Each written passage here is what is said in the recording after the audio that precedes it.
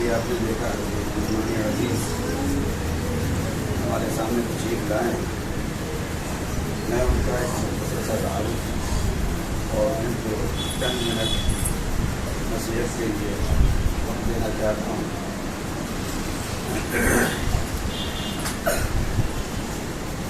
شیخ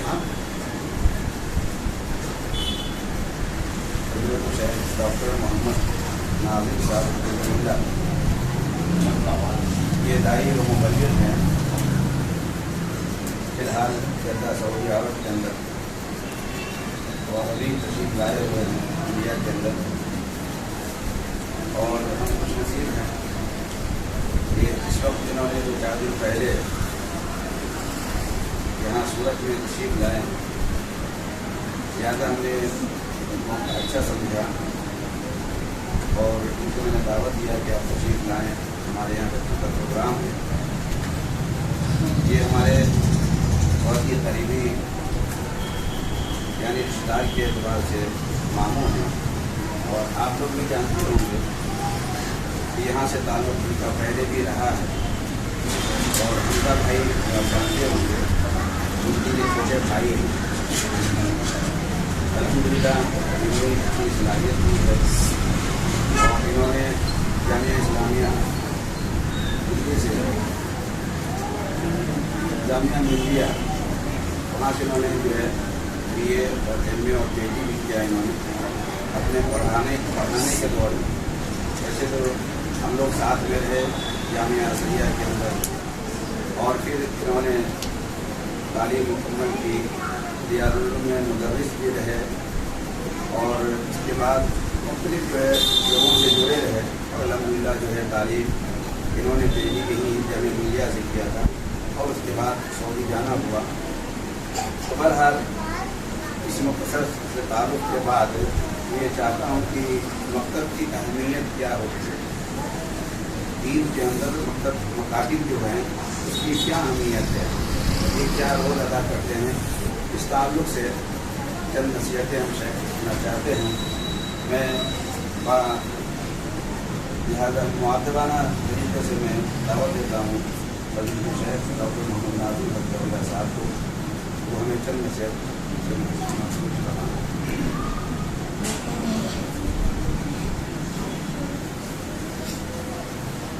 الحمدللہ رب العالمین والصلاة والسلام علی اشرف الانبیاء والمرسلین نبینا محمد وعلى آلہ وصحبہ ومن تبعهم بإحسان إلى يوم الدين وبعد. قال الله سبحانه وتعالى للعلم درجات ومثل هذه الآيات في القرآن الكريم كثيرة وفضل العلم الديني. وبهذا في هذا الباب احادیث صحیحہ کثیرہ. اسلامی بھائیوں, اللہ کا فضل و کرم ہے جیسا کہ مجھے فضیلت الشیخ مولانا عبداللہ السلفی حفظہ اللہ نے مجھے بتایا کہ یہاں بچوں کا دینی پروگرام ہو رہا ہے تو آپ آئیے. مجھے یہ سن کر بہت خوشی ہوئی اور میری چاہت بھی رہتی ہے الحمدللہ اس طرح کی جو پروگرامس ہوتے ہیں, اس طرح کا جو پروگرام ترتیب دیا جاتا ہے, میں ذاتی طور پہ سوچتا ہوں اور سوچتا ہوں کہ پارٹیسپیٹ کروں, یعنی استفادہ دونوں, فائدہ بھی حاصل کروں اور جو اللہ تعالیٰ نے بڑا بہت علم دیا ہے تو دوسروں کو بھی اس سے شیئر کروں. اللہ سبحانہ تعالیٰ سے دعا کرتا ہوں کہ اللہ تعالیٰ ہم سبوں کو ہر ان بات کی توفیق عطا فرمائے جس سے ہمارا رب راضی ہو. میں ایک بہت ہی آپ کے سامنے خاص طالب علم ہوں. مولانا عبداللہ صاحب نے وہ اللہ رائی کیا ہے کہ ان کا حسن زن ہے. میں چھوٹا سا طالب علم ہوں اور اللہ کے فضل و کرم سے یہ خواہش رہتی ہے اور سبھی مسلمان بھائیوں اور بہنوں کی یہ خواہش ہونی چاہیے کہ علم کی کوئی عمر نہیں, علم حاصل کرنے کی, تحصیل علم کی کوئی لمیٹیشن نہیں ہے, کوئی ایج بار نہیں ہے. انسان جب سے ہوش سنبھالتا ہے, بچہ جب سے وہ بولنے کی صلاحیت رکھتا ہے, اس کو بولنے کی صلاحیت آتی ہے, समझने की सलाहियत आती है, तब से लेकर के वो कब्र तक उसको इल्म हासिल करना चाहिए। और उलूम, दुनिया में बहुत सारे उलूम हैं, लेकिन सारे उलूम में जो सबसे अहम इल्म है वो क्या है? वो शरीयत इस्लामिया का इल्म है, उसको सबसे पहले अहमियत दी गई। बहैसियत मुसलमान सबसे ज्यादा, मुसलमानों में सबसे पहले जो अहमियत दी गई है जिस इल्म को, किसी इल्म से नहीं रोका गया है। उलूम बहुत हैं, लेकिन खास तौर से इल्म का इतलाक अगर किसी चीज पर होता है तो सही माने में वो इल्म और दीने इस्लाम का इल्म हासिल करना, ये हकीकत में इल्म दीन का इल्म हासिल करना, ये क्या है? ये इल्म। बाकी इंसान दुनियावी उलूम हासिल करता है, मॉडर्न एजुकेशन अडॉप्ट करता है, तो इसमें कोई मना नहीं है, लेकिन सबसे पहले क्या है? फर्स्ट ऑफ ऑल इंसान को दीनी तालीम, बच्चा हो या बच्ची हो, पेरेंट्स को, वालिदैन को चाहिए कि सबसे पहले वो क्या करें? अपने बच्चों को दीन की तालीम दें। जैसा कि अल्लाह सुब्हानहू तआला ने हज़रत जिब्रील अलैहिस्सलाम के जरिए जो वही की, सबसे पहले हमारे नबी सल्लल्लाहु अलैहि वसल्लम को पढ़ने की तालीम दी गई। इक़रा बिस्मि रब्बिकल लज़ी खलक़। हमारे नबी को, हमारे प्रोफेट मोहम्मद सल्लल्लाहु अलैहि वसल्लम को सबसे पहले जो जिस चीज़ की तालीम दी गई, जिस चीज़ के बारे में बताया गया, वो क्या है? कि आप तालीम हासिल कीजिए। और ये भी अल्लाह सुब्हानहू तआला की तरफ से ये नबी सल्लल्लाहु अलैहि वसल्लम को ऑर्डर किया गया, हुक्म किया गया। जैसा कि अरबी के जानने वाले जानते हैं कि इक़रा अम्र का सेगा है, ऑर्डर का सेगा है। इसमें यह है कि नबी आप पढ़िए, अपने रब के नाम से जिसने पैदा किया है। इसी तरीके से अल्लाह सुब्हानहू तआला ने दूसरी जगह फरमाया, फ़अलम अन्नहु ला इलाहा इल्लल्लाह, फ़अलम अन्नहु ला इलाहा इल्लल्लाह। सबसे पहले इंसान को, मुसलमान को सबसे पहले जो चीज जानना जरूरी है, जिन बच्चों यानी मुसलमान बच्चों के ऊपर सबसे पहले जो चीज लाजिम है जानना, वो क्या है? फ़अलम अन्नहु ला इलाहा इल्लल्लाह। इस बात का इल्म होना चाहिए कि अल्लाह के सिवा मौजूद बहक इस कायनात में किसी भी, जितनी अल्लाह ने कहा ना, अल्लाह ये रब्बुल आलमीन है। अल्लाह जितने आलमीन, सारे आलमीन का रब है, सारे आलम का रब है। वो अल्लाह सुब्हानहू तआला ने जो कहा कि सारे आलम का रब है। हर आलम अलग है, इंसान का आलम अलग है, हैवानात का आलम अलग है, और दूसरी बहुत सारी मखलूक़ात हैं। तो अल्लाह सुब्हानहू तआला ने जो कहा कि फ़अलम अन्नहु ला इलाहा इल्लल्लाह, सबसे पहले इस बात का इल्म होना चाहिए कि अल्लाह की वहदानियत का, अल्लाह की उलूहियत का, और अल्लाह के अस्मा व सिफ़ात में क्या है? तौहीद। तौहीद फिल उलूहिया, तौहीद फिल रुबूबिय्या, और तौहीद फिल अस्मा व सिफ़ात। यानी इन तीनों तौहीद की जो अक़साम, मशहूर अक़साम ये हैं, वो इन तीन अक़साम का हर घर में, हर बच्चे को, लड़का लड़की, वालिदैन को सबसे पहले फर्स्ट ऑफ ऑल वालिदैन पर जरूरी है कि वो अपने रब की तौहीद को, तौहीद रुबूबियत, उलूहियत, अस्मा व सिफ़ात को जाने, जैसा कि अल्लाह सुब्हानहू तआला ने हुक्म किया, फ़अलम अन्नहु ला इलाहा इल्लल्लाह। इसीलिए इमाम बुखारी रहमतुल्लाह ने बाब बांधा है अपनी जामिअ सहीह में कि सबसे कौल से अमल से पहले क्या है? इल्म हासिल करना जरूरी है। हमारा दूसरे भाइयों से अल्हम्दुलिल्लाह ये इस सारी दुनिया में हर जमात अपने अपने तय क्या कर रही है? दावत तबलीग का काम कर रही है। हर शख्स या हर जमात अपने अपने मनहज के तरीके पर वो दावत तबलीग का काम कर रही है। लेकिन हमारा जो मनहज है, मनहज सलफ, अहले हदीस का जो मनहज है, वो मनहज क्या है? वो क्या है? मनहज क्या है? वो अलल, यानी हमारा मनहज सलफ है। यानी हमको किताब और सुन्नत, कुरान और हदीस को जो समझना है और उसकी जो तालीम देना है, वो मनहज सलफ, सहाबा के तरीक़ेकार, ताबईन के, तबू ताबईन के, अइम्मा मुहद्दिसीन के तरीके पर हमको कुरान समझना है और हमको तालीम देनी है। हमको किसी खास शख्सियत के साथ, खास शख्सियत की तकलीद यानी जुमूद, यानी किसी खास शख्सियत के साथ अपने आप को वाबस्ता कर लेना और ये करना कि यही हमारे लिए दीनी उमूर में इनके मलफूजात, इनके फतावा, इनके इरशादात, इनके अकाबिल अक़वाल, ये सारे हमारे लिए काबिल ऐसा नहीं है। वो सिर्फ हस्ती, अगर जिनकी सारी बातें हमारे लिए काबिल कबूल हो सकती हैं, वो सिर्फ अहमद मुस्तफ़ा मोहम्मद मुस्तफ़ा सल्लल्लाहु अलैहि वसल्लम की हस्ती है, जिसको अल्लाह सुब्हानहू व तआला ने कहा, लक़द कान लकुम फ़ी فی رسول اللہ اسوۃ حسنہ، ساری انسانیت کے لیے، بلکہ اللہ سبحانہ تعالیٰ نے حضرت جن اور انس کو اللہ سبحانہ تعالیٰ نے کیا کیا ہے؟ مکلف کیا ہے عبادت کے لیے. وما خلقت الجن والانس الا لیعبدون، مکلف کہ میں نے جن اور انسان کو اپنی عبادت کے لیے پیدا کیا ہے، اپنی توحید کے لیے پیدا کیا ہے. لیعبدون یعنی مفسرین نے کہا لیعبدون ای یوحدون، میری توحید کو اقرار کریں گے. یہ جس مخلوق پر یعنی خاص طور سے حضرت انس اور جن، یہ ان دونوں مخلوق کو اللہ نے اپنی عبادت کے لیے، جیسا کہ قرآن سے آپ نے سنا کہ اللہ سبحانہ تعالیٰ نے ان کو اپنی عبادت کے لیے پیدا کیا ہے. اور اپنی عبادت کا مطلب ہے کہ توحید کے لیے، توحید کے اقرار کے لیے کہ اللہ کے سوا فاعلم انہ لا الہ الا اللہ، اللہ سبحانہ تعالیٰ کے علاوہ کوئی معبود بحق نہیں ہے. اور لا الہ الا اللہ کا معنی یہ ہے، لا الہ الا اللہ کا معنی یہ ہے، حقیقی معنی اس میں بھی لوگ اس میں غلطی کرتے ہیں. لا الہ الا اللہ، لا الہ الا اللہ کا صحیح معنی یہ ہے ای لا معبود بحق الا اللہ. دنیا میں بہت سارے الہ ہیں، بہت سارے معبود ہیں، بہت سارے معبود ہیں. اسی لیے ادیان کہا گیا ہے قرآن و حدیث میں، اسی لیے کہا گیا لکم دینکم ولی دین، تمہارے لیے تمہارا دین، ہمارے لیے ہمارا دین. لیکن سارے ادیان میں جو دین صحیح ہے، جس دین سے اللہ رب العالمین ہمارا راضی ہوگا، وہ دین اسلام ہے. اور اسی کی پیروی کا اللہ نے حکم دیا ہے، جیسا کہ اللہ سبحانہ وتعالیٰ نے فرمایا وَمَن يَبْتَغِ غَيْرَ الْإِسْلَامِ دِينًا فَلَن يُقْبَلَ مِنْهُ. اسلام یعنی دین اسلام کے علاوہ اگر کوئی دوسری راہ پر، دوسرے طریقے پر چلتا ہے تو اللہ کے نزدیک قابل قبول نہیں ہے. اور جیسا کہ اللہ سبحانہ وتعالیٰ نے فرمایا اليوم اکملت لکم دینکم واتممت علیکم نعمتی ورضیت لکم الاسلام دینا، کہ دین کو اللہ نے مکمل کیا. اور اللہ سبحانہ وتعالیٰ نے کیا کہا کہ اس کو نعمت قرار دیا. اور آگے جو اللہ سبحانہ وتعالیٰ نے کہا ورضیت لکم الاسلام دینا، ہم کسی مذہب کسی دین سے اگر راضی ہے، رب راضی ہے بحیثیت دین، تو کیا ہے ورضیت لکم الاسلام دینا، بحیثیت دین ہمارا رب اگر راضی ہے تو وہ صرف اور صرف دین اسلام سے راضی ہے.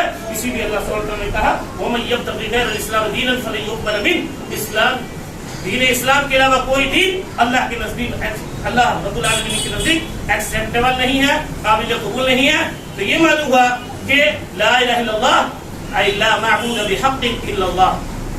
الہ بہت سارے ہیں، کوئی آپ کی پوجا کرتا ہے، کوئی سنت کی کرتا ہے، کوئی کسی مخلوق کی کر رہا ہے. اتنے سارے معبود کو لوگوں نے بنا رکھا ہے، بہت سارے معبودوں کو بنا رکھا ہے.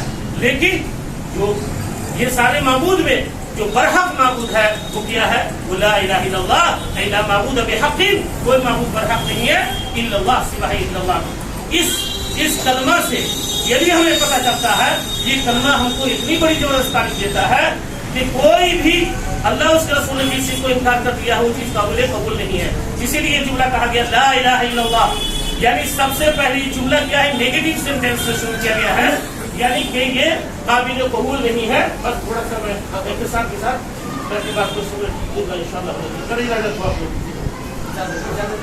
تو لا الہ الا اللہ یہ دو سینٹینس، لا الہ اور دوسرا کیا ہے؟ الا اللہ. دیکھیے سب سے پہلے یاد رکھیں، یہ چونکہ توحید کے بارے میں کچھ ارشاد آپ کے سامنے رکھ رہا ہوں، انسان کی توحید اس وقت تک مکمل نہیں ہوگی اور انسان کا دین صحیح اس وقت تک نہیں ہوگا جب تک کہ وہ معبودانی باطلہ سب سے پہلے ساری معبودانی باطلہ کا انکار نہیں کرے. یہی جملہ ہمیں سکھاتا ہے. لا الہ الا اللہ کا کیا یہ جملہ کیا سکھاتا ہے؟ دیکھیے لا الہ ایک طرف ہے اور یہ نفی جنس کا لا ہے اس وقت عربی گرامٹیکلی اس کے اعتبار سے.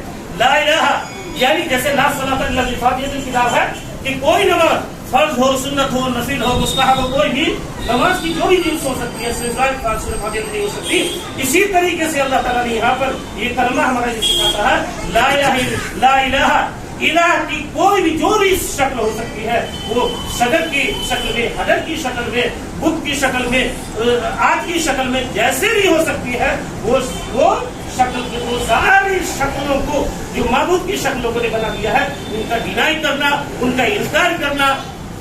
بحیثیت مسلمان اسلام مومن ہونے کے لیے، مسلم ہونے کے لیے سب کا انکار کرنا پڑے گا. علامہ فضیلۃ الشیخ صالح فوزان حفظہ اللہ نے بڑی اہم بات لکھی ہے اپنی کتاب جب عقیدے کی بحث میں اس کو کیا ہے کہ یہ جملہ سب سے پہلے انسان کی کبھی بھی مکمل توحید نہیں ہو سکتی ہے جب تک وہ معبودانی باطلہ کا غلط چیزوں کا انکار نہیں کرتا ہے.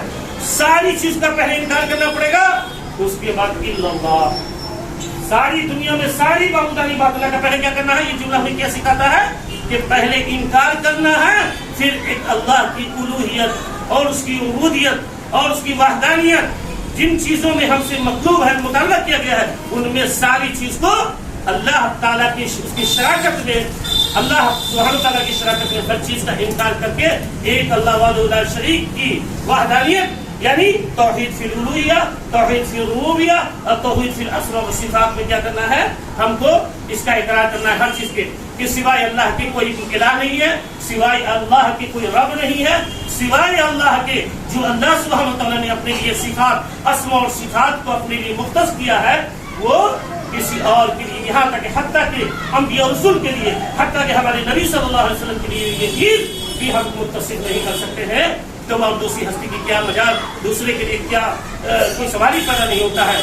تو کہنے کا مطلب ساری باتوں کا خلاصہ اور نچوڑ یہ ہے، کنکلوژن یہ ہے کہ سب سے پہلے جیسا کہ اللہ سبحانہ تعالیٰ نے قرآن میں کہا کہ علم حاصل کرنا ہے، اور علم کس کا سب سے پہلے کس چیز کا علم حاصل کرنا ہے؟ توحید کا علم حاصل کرنا ہے۔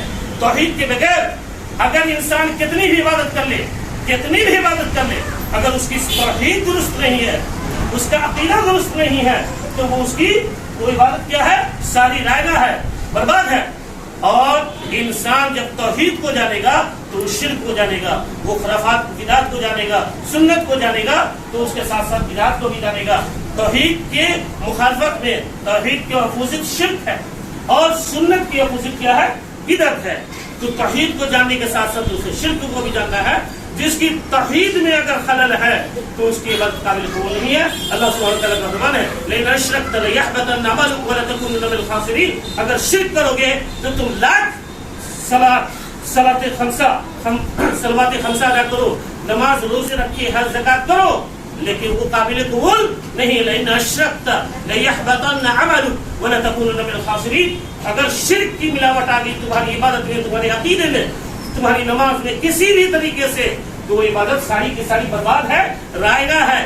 اس لیے ہم یہ عزیز بچوں اور خاص طور سے گارجین والدین ہیں، اس سے میں گزارش کروں گا کہ سب سے پہلے، اور یہاں کی جو منتظمین ہیں اور یہ جو مکتب چل رہا ہے، اس میں ضرور ہے کہ توحید کا مادہ ایک عقیدے کے تعلق سے ماڈیول ہو، ایک شارٹ میں ایک کتابچہ بکلیٹ کی شکل میں ہو، جس کو توحید کے بارے میں ایک اختصار کے ساتھ وہ چیز کی جائے۔ اگر انشاءاللہ موقع ملا اور اگر یہ صورت ہوئی اور مجھ سے اگر مجھے یہ خدمت کا موقع دیا جائے گا تو انشاءاللہ ہو سکتا ہے کہ میں اس کے لیے کر کے ایک موڈیول تیار کر کے سب سے پہلے کے سوال جواب کی شکل میں، یہ سب سے اہم ہوتا ہے۔ بچوں کو جو چیز جو ہے سوال اور جواب کی شکل میں پیش کی جاتی ہے نا، تو وہ چیز وہ انسان کے دماغ میں یہ زیادہ راسخ ہوتی ہے۔ مثال کے طور پر کہا جائے بچوں کو من ربک، تمہارا رب کون ہے، تو بچہ فوراً اس کو لیتا ہے، فوراً جواب دیتا ہے۔ اسی طریقے سے بچوں سے کہا جائے کہ تمہارا رب کہاں ہے، اس سلسلے میں کتنا گھوٹالا ہوا ہے، کہ عرش کے بارے میں کتنا گھوٹالا کیا ہے، یہاں تک انسان ملحد ہو گیا ہے۔ اور صرف جماعت اہل حدیث کو چھوڑ کر کے، سلفیون کو چھوڑ کر کے، اس سلسلے میں عرش کے معاملے میں کہ اللہ مستوی علی العرش ہے، سارے لوگ تقریباً بھٹک گئے، گمراہی کی راہ اختیار کی ہے۔ پھر اس میں کہ اللہ سبحانہ وتعالیٰ کہاں ہے، دیکھ رہے ہیں یہ ہمارے بھائی لوگ کیا کہتے ہیں کہ اللہ سبحانہ وتعالیٰ، اگر ہم عرش پر اللہ کو مستوی مانتے ہیں تو اس کا مطلب ہے کہ مقید کر دیتے ہیں، اور جب اللہ کے لیے ایک جسم ماننا ہوگا اور یہ ماننا ہوگا، وہ ماننا ہوگا، اس طرح کے عقیدے باطل عقیدے ہیں۔ حالانکہ وہ رات دن قرآن و حدیث، وہ رات دین کے نام پر کیا کرتے ہیں، دعوت تبلیغ کا فریضہ انجام دیتے ہیں اپنے قوم کے اعتبار۔ لیکن یاد رکھیں کیا جیسا کہ اللہ سبحانہ تعالیٰ نے اللہ سبحانہ تعالیٰ نے نبی صلی اللہ علیہ وسلم کے بارے میں، ان کے صحابہ کے بارے میں بتایا کہ میں اور میرے صحابہ جو دعوت کی بات کرتے ہیں، دعوت دیتے ہیں، وہ کیا کرتے ہیں، اعلیٰ بصیرت کی بنیاد پر۔ یاد رکھیں کہ جیسا کہ میں نے عرض کیا کہ امام بخاری نے اسی قرآن کی آیت کے تحت کہا کہ پہلے عمل سے پہلے علم کا حاصل کرنا ضروری ہے، اس کے بغیر کوئی چارہ نہیں ہے۔ تو ساری باتوں میں سب سے پہلے ہم منتظمین سے اور گارجین سے یہ بتائیں گے کہ کیا ہو، سب سے پہلے توحید کا علم ہو، علم دین کا، علم شرعی کا پہلے تعلیم، بنیادی بیسک سورس آف اسلام، بنیادی تعلیم بچوں کی کیا ہے، دین کی تعلیم دینی ہے. یاد رکھیں اس سلسلے میں علماء کا اختلاف ہے کہ جب بچے کی پیدائش ہوتی ہے تو کیا اس کے کان میں اذان دی جائے, اس میں بائیں, اس میں تکبیر کہی جائے, اس میں اختلاف. علامہ ابن قیم رحمہ اللہ نے اس کو جائز قرار دیا. علامہ ابن قیم اس کو جائز قرار دیتے ہوئے ایک نقطہ بیان کرتے ہیں کہ بچہ جب پیدا ہوتا ہے تو سب سے پہلے اس کے کان میں جو آواز جانی چاہیے وہ توحید کی جانی چاہیے, اللہ اکبر کی جانی چاہیے. جب مؤذن اللہ اکبر کہتا ہے تو اس کا مطلب ہے کہ ان لوگوں کو یہ سمجھ جانا چاہیے کہ اللہ اکبر مؤذن نے کہا ہے, اس کا کیا مطلب ہے. اللہ اکبر ہم لوگوں کو صرف کہتے ہیں, ترجمہ کر لیتے ہیں کہ اللہ اکبر بس کافی ہے. اللہ اکبر کا مطلب یہ ہے کہ اللہ سب سے بڑا ہے, اللہ نفس سے خواہش نفس سے بڑا ہے, اللہ بیویوں سے بڑا ہے, ساری مرضیات سے, ہر چیز سے کیا ہے اللہ اکبر. یہ دماغ میں, یہ خیال میں آنا چاہیے. جب مؤذن اللہ اکبر کہتا ہے تو یہ صرف لفظی نہیں, یعنی یہ ہے کہ اب اللہ کی بڑائی سب سے آگے ہے, اب سب چیز ہیچ ہو گئی, سب چیز جو ہے اللہ کے نزدیک کوئی حیثیت نہیں رکھتی ہے. اب سب چیز چھوڑو اور مسجد میں پہنچو, ہے نا, فسقوا الی ذکر اللہ, مسجد میں لگ کو جاؤ. تو یہ توحید ضروری ہے, اور خاص طور سے علم دین کی, اور جیسا کہ منہج سلف کے مطابق علم حاصل کرنا, قرآن حدیث کو سمجھنا, اور خاص طور سے بچوں, یہ ہمارے مسلمان آج کل مادہ پرستی کا دور آ گیا ہے.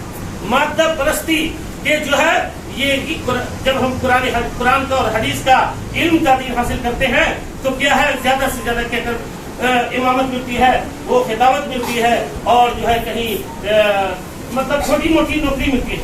یہ ہمارے مسلمانوں کا, یہ ہمارے اہل حدیثوں کا یہ کیا ہو گیا ہے, یہ ایک دماغ میں یہ بات بیٹھ گئی ہے. وہ رزاق ذو القوۃ المتین, روزی کا دینے والا اوپر والا ہے. اور اسی طریقے سے اللہ سبحانہ تعالیٰ نے فرمایا کہ اللہ سبحانہ تعالیٰ کیا ہے سب سے بہترین, اللہ تعالیٰ خیر الرازقین ہے, بہترین رزق دینے والا ہے. تو اللہ پر, اور اللہ سبحانہ تعالیٰ نے فرمایا وَعَلَى اللَّهِ فَلْيَتَوَكَّلِ الْمُؤْمِنُونَ, اللہ ہی پر مومنوں کو بھروسہ رکھنا چاہیے. تو اس لیے ہمیں اسلامی تعلیم کو کیا ہے پریفر کرنا چاہیے, اولویت دینا چاہیے, اہمیت دینی چاہیے. اس کے بعد دوسری تعلیم آپ حاصل کیجیے, اس سے کوئی حرج کی بات نہیں ہے, لیکن سب سے پہلے چاہیے کہ ہمیں علم دین کی حاصل کریں. اللہ سبحانہ تعالیٰ سے میں دعا کرتا ہوں کہ اللہ سبحانہ تعالیٰ یہ نونہال بچے آئندہ جو ہے یہ متباحث فی علم ہوں گے, یہ الحمدللہ یہ اللہ کے فضل و کرم سے ایک بڑے عالم بنیں گے, محدث بنیں گے, مفسر بنیں گے, مترجم بنیں گے, اور قرآن اور احادیث کی خدمات میں آگے بڑھ چل کے لڑکے لڑکیاں آگے بڑھ چل کے حصہ لیں گے. اللہ سبحانہ. ایک آخری میں ایک بات کہہ کر کے اپنی بات کو ختم کرتا ہوں. جیسا کہ ہمیں اور آپ کو معلوم ہے کہ قرآن کی کتنی سب سے پہلے سب سے زیادہ افضل الکلام جو کیا ہے, افضل الکلام کلام اللہ ہے, اللہ کا کلام قرآن کریم. قرآن کی تعلیم سب سے اہم تعلیم ہے, سب سے اہم اور افضل تعلیم قرآن کی تعلیم, اور اس سلسلے میں دو رائے نہیں ہے. اسی طریقے سے جب حافظ بچہ بنتا ہے تو لگ بھگ 6000 سے زیادہ آیات قرآن کریم میں, ٹھیک ہے, 6000 سے زیادہ آیات ہیں. حدیث میں ہے کہ جب انسان قرآن جتنا زیادہ یاد کرے گا, آخرت میں اس کو قرآن کہا جائے گا تو قرآن پڑھتا جا اور اپنی منزل کو طے کرتا جا. جہاں اس کی آخری آیت ہوگی, قرآن جہاں پڑھنا وہ بند کرے گا وہی جنت کی اس کی منزل ہوگی. امام خطابی رحمہ اللہ نے کہا کہ قرآن کریم میں جتنی آیات ہیں, قرآن کریم میں امام خطابی رحمہ اللہ نے کہا کہ قرآن کریم میں جتنی آیات ہیں جنت کے اتنے درجات.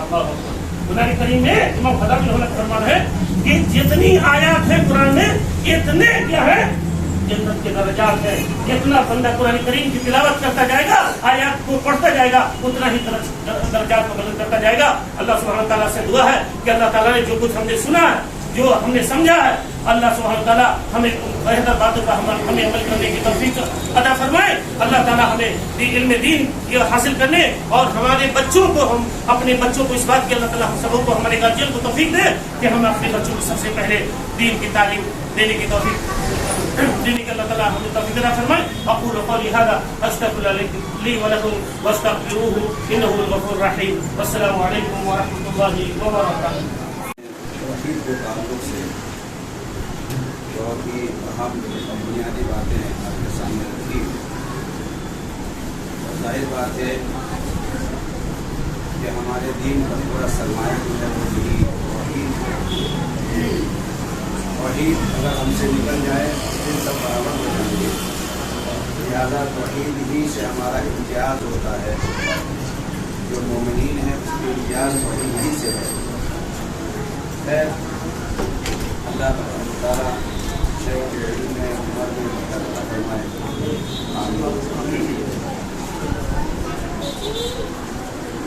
چونکہ یہ بچوں کا یہ پروگرام ہے اور آپ نے بچے سنو انہیں لوگوں کے لیے پروگرام ہو رہا ہے, کسی اور کے لیے نہیں. اس لیے بچوں کو ضرورت ہے کہ وہ بھی سنیں, ہے نا جی. ہمارے استاد بھی بیٹھے ہیں اور یہاں پر ہمارے جو پیرنٹس ہیں وہ بھی موجود ہیں اور دوسرے مہمان گرامی بھی موجود ہیں. تو یہاں پر یہی تعلیم دی جاتی ہے مکتب کے اندر, ادب کی, احترام کی, عزت کی, ہے نا. تو آپ لوگ ہنسیں گے نہیں, باتیں نہیں کریں گے, سب ہماری طرف دیکھو, کہیں اور نہیں دیکھو. یہ بچے جو آپ کے سامنے نظم کی شکل میں, تلاوت کی شکل میں, تقریر کی شکل میں جو انہوں نے چھوٹی چھوٹی باتیں کی ہیں, الحمدللہ میں کہہ سکتا ہوں کہ ہم میں بہت سے لوگ ایسے بھی ہوتے ہیں جو یہ بنیادی تعلیم سے بھی ناواقف ہوتے ہیں اور جو ان کی ادائیگی ہے, جو اپنی زبان سے ادا کرتے ہیں. آپ بڑے بڑے لوگوں سے پوچھیں آپ تو صحیح ڈھنگ سے کلمے کی ادائیگی نہیں کر پاتے. کم سے کم تو تمام لوگوں کے سامنے وہ نہیں سنا سکتے. وہ ٹھیک کہ آپ کے کان میں سنا دے وہ اشہد ان لا الہ الا اللہ واشہد ان محمدا عبدہ ورسولہ, اتنا پڑھنے کے لیے بہت سوچنا پڑتا ہے. آپ بڑے لوگوں کو, ایجنٹ لوگوں کو آپ پکڑ لیجیے اور ان کہیے, اس لیے کہ ان کی زبان کھلی نہیں ہے, انہوں نے مکاتب کے اندر اس چیز کا درس نہیں لیا, جس کی وجہ سے بعد میں علم تو آیا ہے لیکن برجستہ ایسے الفاظ کو ادا کرنا ان کے لیے ذرا مشکل ہوتا ہے, اس لیے وہ ادا نہیں کر پاتے. تو لہٰذا یہ مکتب جو ہے, یہ مکتب کے اندر جو بچے تو ایسا لگتا ہے کہ یہاں تو الف با تا سا پڑھتے ہیں, لیکن میں یہ کہتا ہوں کہ الف با تا سا پڑھنا یہ اسی بخاری کو پڑھنے کی شروعات ہے, قرآن کو پڑھنے کی شروعات ہے, دین کو سیکھنے کی شروعات اسی الف با تا سے کی جاتی ہے. اگر یہ بنیادی تعلیم نہیں ہوگی تو آپ جو آخر کی تعلیمات ہیں اس کو نہیں سیکھ پائیں گے. مثال کے طور پہ میں آپ کو بتاؤں کہ آپ اپنے بچوں کو پہلی کلاس میں ایڈمیشن دلانے کے لیے 3 سے 4 سال 5 سال تک بچوں کو آپ نرسری پڑھواتے ہیں. اور نرسری میں کیا پڑھایا جاتا ہے؟ صرف ABCD 1 2 3 یہ چند گنتیاں گنائی جاتی ہیں بچوں کو. 1 سال تک تو ان کو کھلایا جاتا ہے, اس کے بعد ABCD چند باتیں سکھائی جاتی ہیں. یعنی کہ آپ کا بچہ جو پہلی کلاس میں ایڈمیشن لے گا اس سے پہلے آپ 2 سال 3 سال 4 سال تک آپ محنت کرتے ہیں.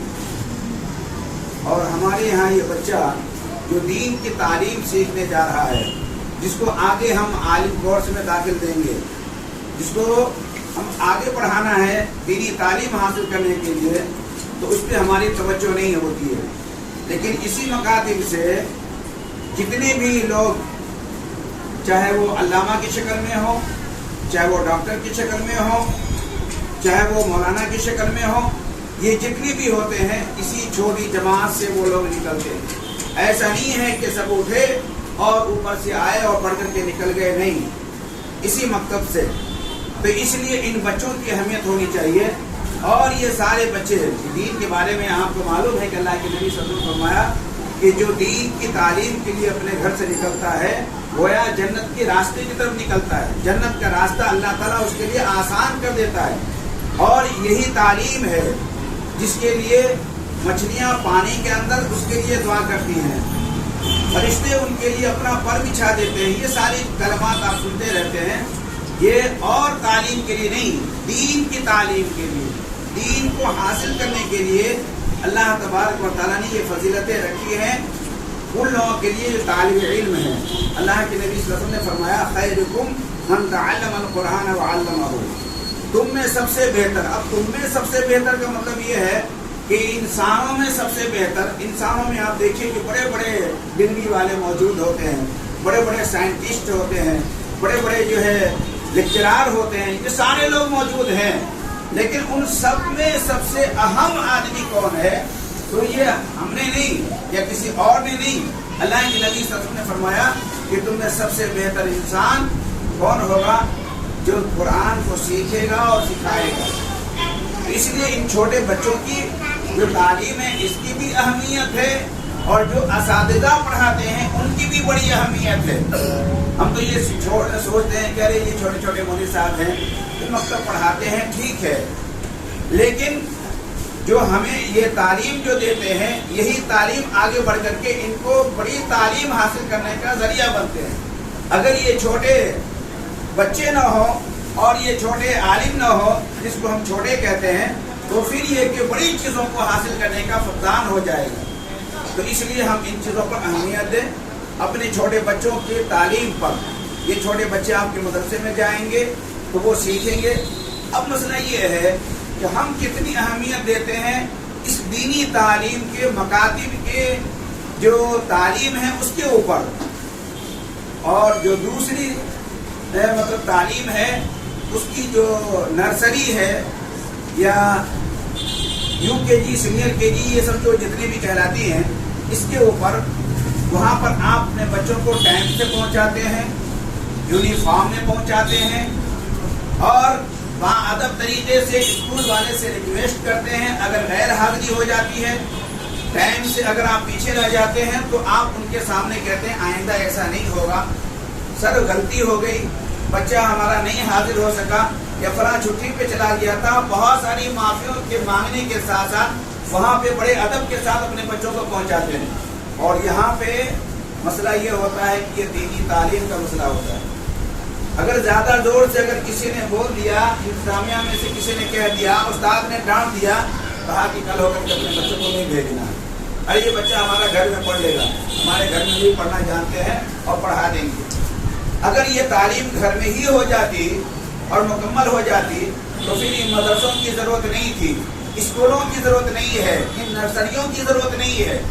लेकिन कौन वालिदैन हैं जो नहीं जानते ABCD, जो नहीं जानते हैं सीनियर, जूनियर और नर्सरी की तालीम को? सब जानते हैं, अक्सर व बेशतर, इल्ला माशाअल्लाह बोलो, लेकिन वो अपने बच्चों को तालीम नहीं दे सकते अपने घरों में, तो वो भेजते हैं नर्सरी स्कूल के अंदर। वो ये तालीम देने के लिए वहाँ पर जो छोटे छोटे स्कूल बने हुए वहाँ पर ये भेजते हैं। इसी तरीके से ये मुकातिब है, और इस मुकातिब की तो फजीलत है, आपको भी नेकी मिलेगी, और ये बच्चे आगे बढ़ करके दीन के दाई बनेंगे, दीन के आलिम बनेंगे, और दीन को लोगों तक फैलाने वाले बनेंगे। ये छोटे बच्चों ने जो बातें कही हैं उनमें से जैसे कि नबी सल्लल्लाहु अलैहि वसल्लम की औलाद के ताल्लुक से बातें की, और उनकी बेटियों के ताल्लुक से बातें की, हज़रत उमर रज़ियल्लाहु तआला अन्हु की सीरत के ताल्लुक से बातें की हैं, आसमानी किताबें कितनी आई हैं, कौन कौन सी किताबें हैं जो हमारे बड़ों को भी नहीं मालूम है। वो ये छोटे छोटे बच्चे, जब यहाँ से ये छोटे छोटे बच्चे जब ये इतनी बड़ी बड़ी बातें सीखेंगे तो आगे जाकर के इंशाअल्लाह ये और बड़ी बातें सीखेंगे। तो इन पे ज़रूरत है तवज्जो देने की। वालिदैन को अलग इनको तवज्जो देने की ज़रूरत है कि टाइम पर उनको पहुँचाएँ। मदरसे का एक यूनिफॉर्म से फ़ायदा क्या होता है? यूनिफॉर्म का एक फ़ायदा ये होता है कि जब बच्चा ड्रेस पहन लेता है तो उसको अब ये सोचना होता है कि हम स्कूल जाएंगे, स्कूल में हमें तालीम लेनी है, और जब तक वो रहेगा वो ड्रेस के अंदर रहेगा, वो जानता है कि अगर हम बाहर जाएंगे तो लोग हमें पहचान जाएंगे कि ये बच्चा इस स्कूल का बच्चा है, ये बाहर क्यों घूम रहा है। तो लिहाजा वो ड्रेस देख करके समझ जाते हैं कि फलां स्कूल के बच्चे हैं और ये पढ़ने के लिए गए हुए हैं, ये यहाँ घूम रहा है, तो लोग उसको अच्छा नहीं समझते।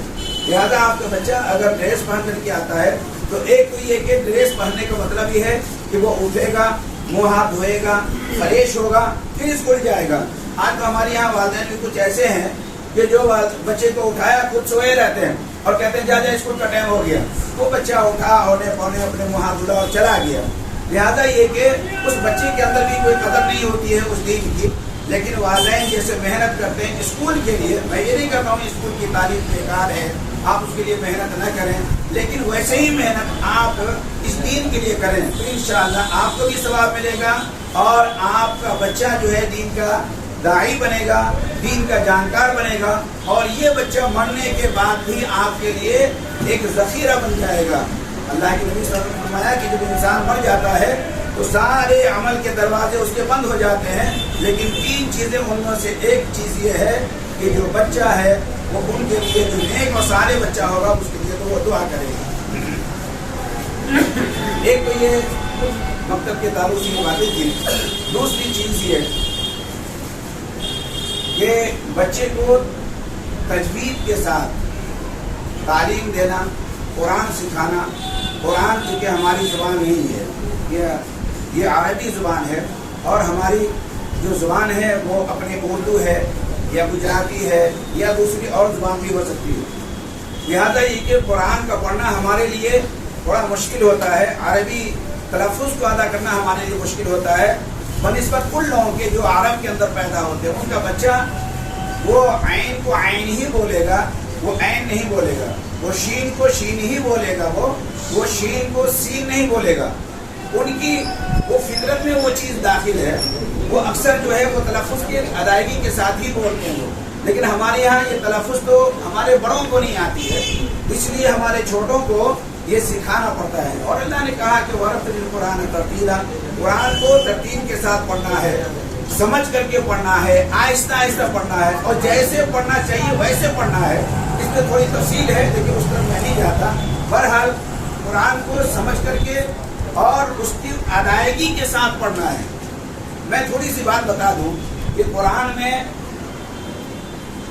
اگر آپ تھوڑی غلطیاں کرتے ہیں یا تھوڑی سی لاپرواہی کرتے ہیں تو کہیں حروف کی زیادتی ہو جاتی ہے، کہیں حروف کی کمی ہو جاتی ہے، اور کہیں معنی کے اندر پوری تبدیلی ہو جاتی ہے. چونکہ عربی زبان ہے لہذا یہ کہ اگر اس میں ہم تھوڑی سی اگر تبدیلی کریں گے، تھوڑی سی کوتاہی ہوگی تو معنی ہی چینج ہو جاتا ہے، معنی بدل جاتا ہے. اس لیے ہمیں اس پہ ضرورت. میں چھوٹی سی مثال دیتا ہوں تاکہ سب لوگوں کو سمجھ میں آ جائے. الحمدللہ رب العالمین، الحمد یہاں پر ہا ہے، لیکن چونکہ ہم نے پڑھا نہیں، حروف کی ادائیگی ہمیں سکھائی نہیں گئی. الحمدللہ ہمارے حافظ صاحب بہت ہی محنت کے ساتھ خاص کر کے ان چیزوں پر توجہ دیتے ہیں کہ بچے حروف کی ادائیگی کے ساتھ وہ کلمات سیکھیں، قرآن کو سیکھیں. تو الحمد میں ہا ہے، اور ہم جب پڑھتے ہیں تو کہتے ہیں الحمدللہ رب العالمین. الحمد. اب الحمد کا معاملہ کیا ہوا کہ وہاں ہا ہے اور یہاں آپ نے ہا پڑھ دیا. اور آپ نے جب الف با تا سا پڑھی ہوگی تو اس میں آتا ہے الف با تا سا جیم ہا، اور ایک نیچے آتی ہے ہا. لیکن ہم دونوں کو ہا ہا پڑھ دیتے ہیں اور ہمیں پتہ تک نہیں چلتا ہے، اور ہم سمجھتے ہیں کہ ہم نے یاد کر لیا الحمدللہ رب العالمین. الحمد پڑھتے ہیں آپ، لیکن یہ کہ یہ الحمد صحیح نہیں ہے، الحمد صحیح ہے.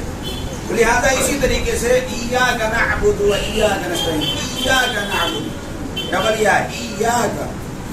بہت سے لوگ پڑھتے ہیں ایاک نعبد ایاک نعبد، ایک یا کو چھوڑ دیا آپ نے. تو قرآن کے اندر حروف کو بڑھا دینا یا گھٹا دینا یہ بہت بڑا جرم ہے، یہ بہت بڑا گناہ ہے. یہ قرآن کے اندر آپ کمی بیشی کر دیں. اسی طریقے سے آپ اگر دیکھیں گے، آپ یہ دیکھیں گے کہ قرآن کے اندر لم یلد ولم یولد، قل هو اللہ پڑھتے ہیں، بہت سارے لوگ پڑھتے ہیں قل هو اللہ احد. اگر اس میں آپ دیکھیں بہت سارے لوگ غلطیاں ہوتی ہیں. قل هو اللہ احد، اللہ الصمد، لم یلد. بعض لوگ پڑھتے ہیں لم یلد ولم یولد، ولم یولد پڑھ دیتے ہیں یولد. یولد پڑھ دیا آپ نے تو گویا کہ واو کو کھا گئے، واو کمی ہو گئی. لم یلد، لم یلید پڑھیں گے آپ، ظاہر بات ہے کہ اس کے اندر زیادتی ہو جاتی ہے، ایک یا کو آپ نے پڑھا دیا. اسی طریقے سے آپ قرآن میں اگر حروف کی ادائیگی میں اگر فرق کریں گے تو معنی میں فرق پڑ جاتا ہے. ایک مثال دے دیتا ہوں سمجھنے کے لیے. اما پارا جو شروع ہوتا ہے جس کے اندر اما یتساءلون جو یہ 30ویں پارے کی شروعات ہے اسی مطلب یہ کہ سورت سے اللہ تبارک و تعالیٰ نے فرمایا وَسُيِّرَتِ الْجِبَالُ فَكَانَتْ سَرَابًا یعنی کل قیامت کے دن ایسی حالات ہوں گے کہ پہاڑ بھی چلائے جائیں گے. یعنی پہاڑ بھی روئی کے مانند, اور دوسری جگہ پر اللہ نے کہا کہ روئی کے مانند یہ اڑیں گے پہاڑ.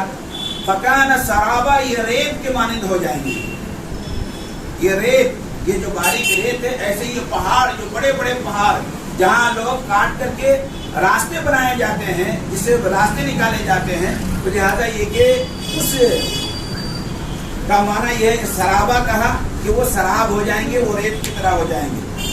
اسی سے آگے ایک دو آیت آگے پڑھیے گا تو وہاں پر آپ یہ پڑھیے گا لا يذوقون فيها بردا ولا شرابا. یہ جہنمی جب جہنم میں جائیں گے یہ لوگ, لا يذوقون فيها جہاں یہ چکھیں گے نہیں کس کو, ٹھنڈک کو اور نہ تو پانی کو. بردوں یعنی وہاں کوئی ٹھنڈک اسے ملنے والی نہیں ہے. ولا شرابا یہاں پر شرابا ہے اور وہاں پر سرابا تھا. یہ دونوں میں دیکھیے فرق ہے. لیکن ہمارے لوگ کیا کرتے ہیں کہ فکان سرابا وہاں بھی پڑھتے ہیں اور یہاں پر پڑھتے لا يذوقون فيها بردا ولا سرابا. اب معنی کتنا چینج ہو جاتا ہے. وہ نہیں چکھیں گے کس کو, ٹھنڈک کو, اور کس کو, سرابا ریت کو. ریت مانا ہو جائے گا سرابا اگر کہتے ہیں آپ کو. تو لہٰذا یہ اس کا جاننا بہت ضروری ہوتا ہے. جو ہمارے بڑوں میں بھی کمی ہے, اور بچے کو اگر شروعات سے یہ تعلیم دی گئی تو انشاءاللہ ان کی زبان صحیح ہو جائے گی اور صحیح تلفظ کے ساتھ اس کو ادا کریں گے. رہی بات جو بڑے ہیں ان کو بھی سیکھنے کی کوشش کرنی چاہیے, حتی المقدور جہاں تک ہو سکے سیکھیں. اور اگر یہ کہ اب اگر ان کی زبان نہیں پلٹتی ہے, نہیں ادا ہوتا ہے, تو یہ ان کی ایک مجبوری کی شکل ہوگی جو اللہ تعالیٰ ان کو معاف کرے گا. لیکن پہلے سیکھنے کی کوشش کریں گے. یہ نہیں کہ چلو چھوڑو جو ہے وہ تو اب ہم لوگ تو ہیں جو چل گیا. نہیں, سیکھنے کی کوشش کریں, چاہے وہ آپ چھوٹے سے لے کر کے آخری وقت تک یہ تعلیم ہمارے لیے ضروری ہوتی ہے. اللہ تبارک و تعالیٰ نے ہمارے لیے فرمایا کہ وہ اللہ صلی اللہ انسان کو وہی ملے گا جس کے لیے وہ کوشش کرے گا. اگر کوشش کریں گے تو آپ کے بچے بھی اچھا پڑھیں گے, اچھے استاد کو رکھیں گے, آپ استاد کو پر بھی توجہ دیں گے اور بچوں پر بھی توجہ دیں گے. اور اسی طریقے سے جو ماں باپ ہیں وہ بھی اس کا صلہ پائیں گے. اگر کوشش کریں گے تو انشاءاللہ اس کا صلہ ان کو ملے گا. رہی بات یہ کہ بچوں کی ہمت افزائی کی بات, تو الحمدللہ ہمت افزائی کرنا, بچوں کو حوصلہ دینا تاکہ وہ راغب ہوں پڑھائی کی طرف, یہ بہت اچھی چیز ہے. جیسا کہ آپ نے دیکھا کہ بچے چھوٹے چھوٹے بچے پڑھ رہے تھے, بعض لوگوں نے 10 روپے 20 روپے ان کو دیا. بچے کو ایک خوشی ہوتی ہے اور آئندہ کو اور بھی زیادہ حصہ لینا چاہتے ہیں کہ ہم پڑھیں گے اور ہم بھی کوشش کریں گے. جو بچے نہیں پڑھ پاتے ہیں وہ بھی سوچتے ہیں کہ ہم پڑھیں گے. تو یہ ایک اچھی چیز ہے بچوں کو تعلیم پہ ابھارنے کے لیے. اور الحمدللہ یہاں پر انتظامیہ نے کچھ انتظام بھی کیا ہے بچوں کو ہمت افزائی کے لیے. ان کے لیے کچھ سامان کی شکل میں اور اس طرح کی شکل میں انہوں نے تیار کیا ہے. تو اللہ تعالیٰ سے دعا ہے کہ اللہ تبارک و تعالیٰ ہم سب کو یہ جو مکاتب چل رہے ہیں اس کے اندر اور زیادہ محنت کرنے کی توفیق عطا فرمائے. اپنے بچوں کو بھیجنے کے وقت پر ہمیں اللہ تعالیٰ توفیق عطا فرمائے اور اس کے اندر جوڑنے کی توفیق عطا فرمائے. اللہ تبارک و تعالیٰ ہم سب کو یہ جو مشن چل رہا ہے اس کو یہی نہیں بلکہ اس سے آگے بڑھانے کی ہمیں کوشش کرنی ہے. اللہ تعالیٰ ہمیں اس کی توفیق دے. اللہ تبارک و تعالیٰ ہم سب کو کہنے سننے سے زیادہ عمل کی توفیق عطا فرمائے.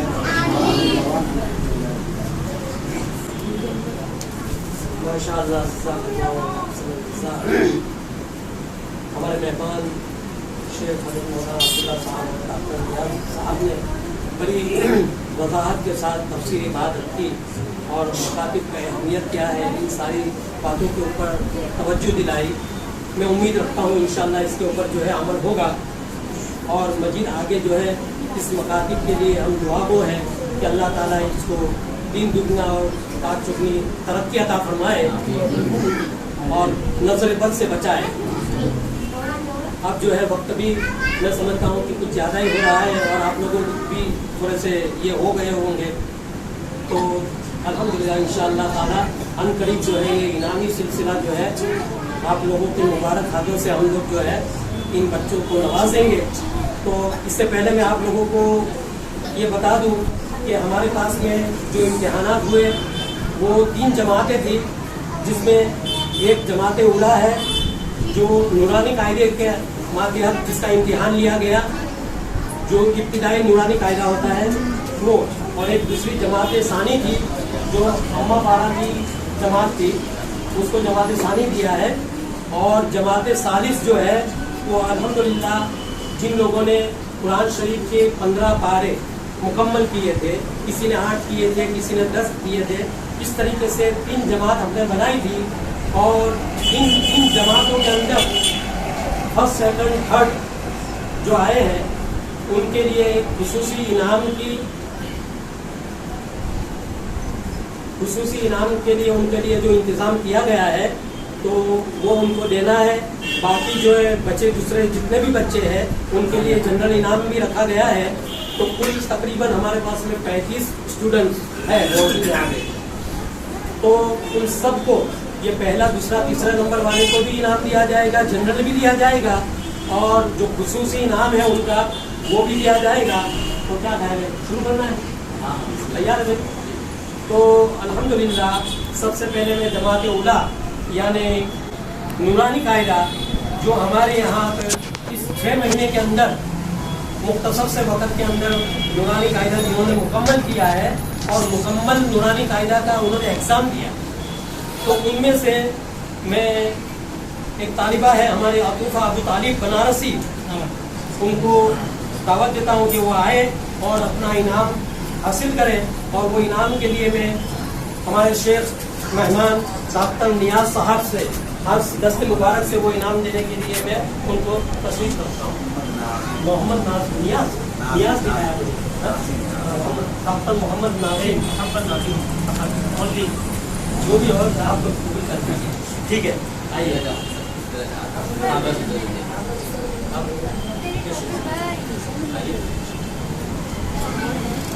ये तालिबा है जो जिन्होंने पहला नंबर हासिल किया है और पूरा मुकम्मल नूरानी कायदा पढ़ के अभी अम्मा पारे के अंदर ये सिलसिला जारी है इनका।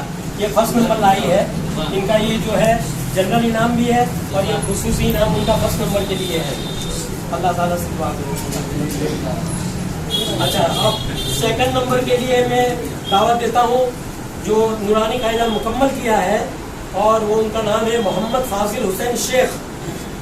और इसके लिए मैं तलब करूँगा गफ्फार भाई सोफा वाला को कि जो आए और अपने दस्ते मुबारक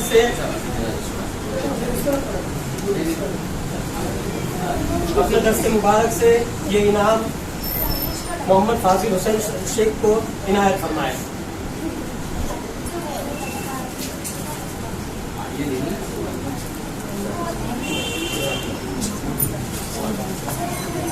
अच्छा, अब तीसरा नंबर जो है वो है मुनज़्ज़ा अब्दुल रहमान पठान। इसके लिए मैं दावत दूंगा कि खड़ी हो और कालू भाई सोफा वाला वो अपने दस्ते मुबारक से ये तीसरे नंबर की तालिबा है, उसको ये इनाम अपने मुबारक हाथों से इनायत फरमाए और दुआ को की दरख्वास्त।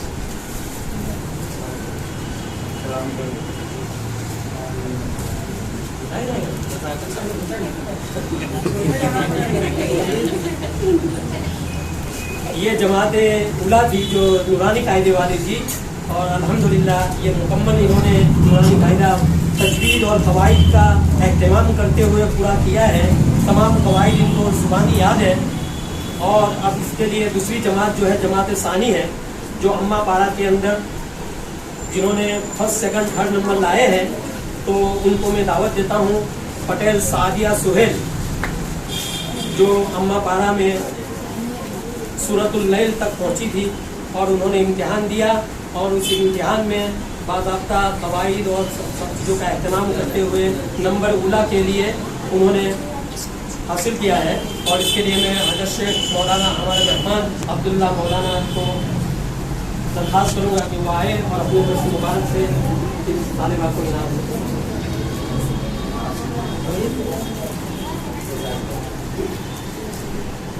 شکریہ، جزاک اللہ۔ اسی طرح جو ہے اما پارے کے اندر سیکنڈ نمبر لانے والی بچی جو ہے وہ بھی سورۃ اللیل تک پہنچی تھی، اور انہوں نے بھی ماشاءاللہ سیکنڈ نمبر لایا ہی ہے، اور ان کا نام ہے، میں ان کو دعوت دیتا ہوں، فتح مصباح منہاج الدین۔ وہ آئے اور اپنا امتحان، اپنا انعام حاصل کریں۔ اس کے لیے میں حمزت بھائی کو دعوت دیتا ہوں کہ وہ اپنے مبارک ہاتھ سے اس بچی کو انعام دیں اور دعا کو فرمائیں۔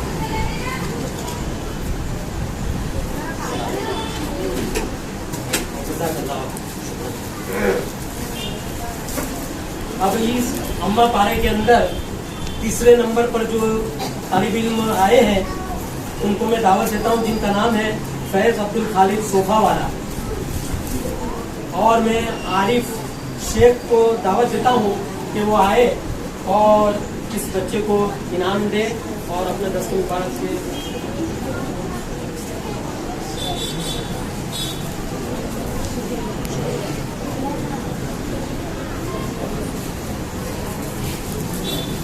ابھی یہ 2 جماعتیں ہو گئی ہے، اور جماعت ثالث جو قرآن شریف کی 15 پارے 8 پارے 10 پارے ایسا امتحان جنہوں نے دیا تھے، اور وہ تقریباً 11-12 بچے تھے، 13 بچے تھے، جن میں سے انہوں نے 3 نمبر حاصل کیے ہیں، جس میں سب سے پہلے نمبر لانے والے جو 3 پارے کے حافظ بھی ہے الحمدللہ، پہلا اور 29 اور 30واں پارہ انہوں نے مکمل حفظ کیا ہوا تھا، اور وہ ہے سرس والا عیان آصف۔ ان کے لیے میں دعوت دیتا ہوں محمد سلیم بھائی آئے